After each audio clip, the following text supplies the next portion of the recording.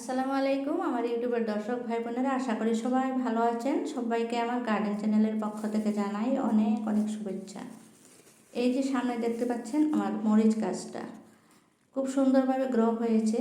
আজকে সকাল সকাল এসে ছাই দিয়ে দিলাম। আমি মরিচ গাছগুলোর যত্ন কিভাবে নিই সেটাই আজকে আপনাদের সাথে শেয়ার করছি। আমি মধ্যে মধ্যে ছাই দেই, আর খাদ্য হিসাবে আমি দেই এই যে কিচেন ওয়েস্ট ভেজানো এই লিকুইড ফার্টিলাইজারটা। এটা সপ্তাহে বা 15 দিন অন্তর অন্তর দিলেই চলে।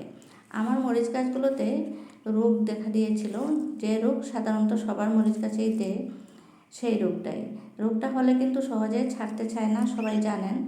আর মাশাল্লাহ আমার মরিচ গাছগুলোতে এখন সেই রোগটা চলে গেছে আমার চেষ্টাতেই। এই যে দেখুন আমার কালো মরিচের গাছটাতে নতুন নতুন পাতা এসেছে আর ফুলও এসেছে। এই যে দেখুন ফুলও এসেছে। আমি রোগটা দূর করেছি এই ডিটারজেন্টের সাথে হলুদ পাউডার মিক্স করে গাছে স্প্রে করেছিলাম। সেইভাবেই করে করে রোগটা দূর করেছে। সেটা হয়েছিল পাতা কুকড়ানো, আর পাতার নিচে কিছু সাদা সাদা পিঁপড়ার মতন কিছু পোকা হয়েছিল, সেগুলো বর্তমানে দূর হয়ে গেছে। আশা করি আপনারা এইভাবে দূর করতে পারেন। আর অন্যভাবেও করা যায়, নিম তেল দিয়েও করা যায়। নিম তেলটা বাজারে খুঁজে পাই নাই, তাই এইভাবে করেছি।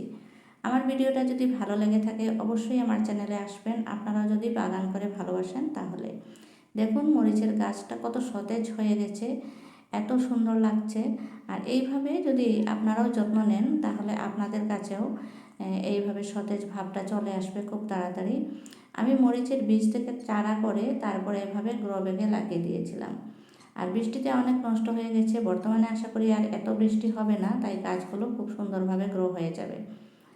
প্রত্যেক দিন এসে আমি এইভাবে ছাই দিচ্ছি। দেখুন এই ছাই কিন্তু গাছের জন্য খুবই উপকারী। রোগমুক্ত হয় গাছগুলো, পোকামাকড় দূর হয় এই ছাই দিলে। আপনারা যথাসম্ভব ছাই ব্যবহার করবেন গাছে।